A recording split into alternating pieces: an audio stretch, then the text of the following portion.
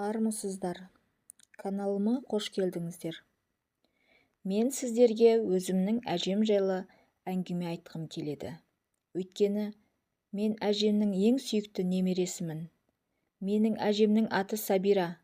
Менің әжем өте әңгімешіл кісі. Жас келгесін бе, әлде біздерді қуантқысы келеді ме екен, өзі жайлы, балалық шағы жайлы айтқанды жақсы көреді. Менің әжем балалық шағы ұлы отан соғысымен тұспа-тұс келіпті. Соғыс басталғанда әжем небәрі 10 жастай ғана екен. Әжем жасынан өте пысық, өмірге бейім, сөзшең кісі болған. 9 жасында ақ анасынан айырылған әжем әкесінің оң қолы болыпты. Өзі бойы кішкентай ғана шағын келген кісі. Ісінің тыңғылықтығына тәнті болған көрші кемпір өзі қолбасындай болса да қорғасындай деп әжемді мақтап отырады екен. Әжем әкесі және Күнзия деген әпкесі мен Жүсіп деген інісі төртеуі Арал маңындағы теміржол бойындағы бір ауылда тұрыпты. Алдында әпкесі болса да отбасының жауапкершілігі өз мойнында болыпты. Әпкесі өзінен үлкен болса да алғырлығына риза болған әкесі әжеме көп арқа сүйепті. Ерте ер жетіп, тірлікке араласуына соғыс көзінің қиыншылығы әсер етсе керек. 3 жасар інісі әпкелеріне еркелеп өсіпті. Әкесі Жұмағали азаннан қара кешке дейін теміржолда жұмыс жасапты.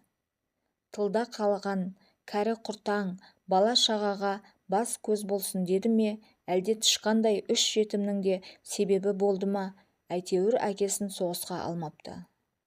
Қолы қалт еткенде үйінің отын суы, малдың шөбін қамдап бір тынбайды екен. Күз аяқталар кезде әжемнің әкесі бір түйесіне мініп, екінші түйесін жетекке алып, өзіндей адамдармен бірігіп сыр бойына кететін болған.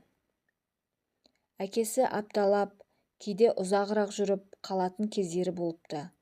Сол кезде тапшылық болса да, адамдардың пейілінің кеңдігі сондай кішкентай 3 бала өз үйлерінде қала береді екен. Үйіне жақын жерде әкесінің қарындасы Қойлан деген кісі тұрыпты.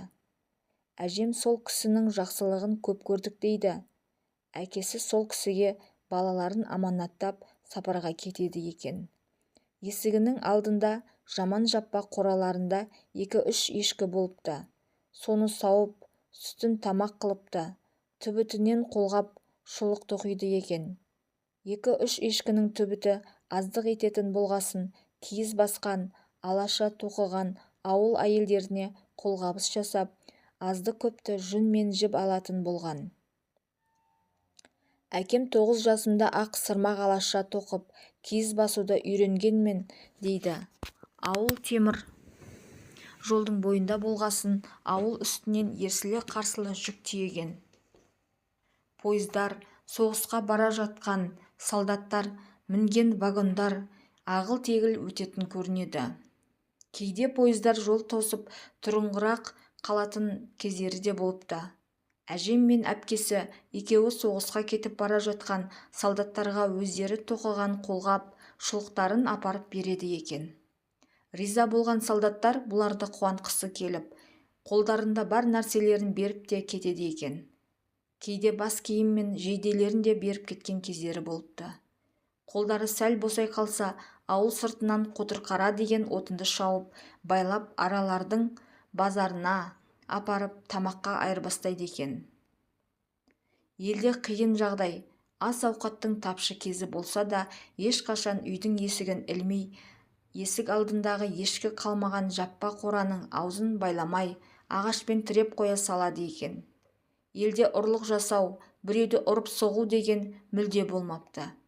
Ел болғасын, елде бірен-саран тентек болса да, оны ел болып түзетуге тырысады екен.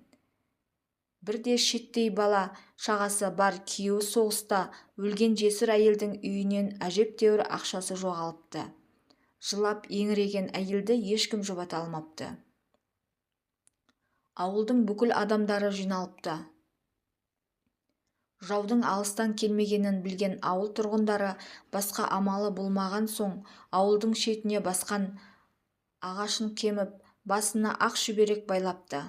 Ақшаны ұрлаған адам өз үйінде ақшаны әкеліп шүберекке байласын, депті. Тек қана 3-ші күн дегенде ақшаны біреу әкеліп байлап кетіпті. Әкесі барарда кептірілген балық алып барса, қайтарда соларға айырбастап бидай әкеледі екен. Әкелген 2-3 қап бидайды әкелер жылға жеткізетін болыпты. Әкеміздің арқасында 3 аш-жалаңаш болған жоқпыз, дейді әжем.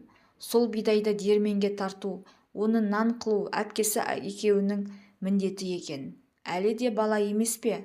Наны күйіп кететін кездерде болған. Сол күйген нанды әкесі жемнің арасына салып қояды екен. Сондағы ойы әлде қандай заман болады деп ойласа керек. Үйдің арасында көп балалы отбасы тұрады екен.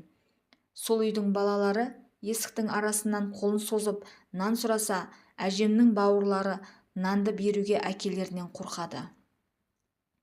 Тек менің әжем ғана сол нанды көрші балаларға береді екен. Сосын бауырларына мен сауап іс қылдым деп мақтанатын көрінеді. Соны өзіне мақсат еткен әжем әлгі күнге дейін жұртқа жақсылық жасап, қолында барын бөлісіп отырады. Әжемнің жоқшылық көрмей, үбірлі-шүбірлі болып, ұзақ өмір сүріп жатқаны да сол кісілердің алғысы шығар. Сосын болса керек, бала-шағасына жұрттан қарғыс алма, алғыс ал деп айтып отырады.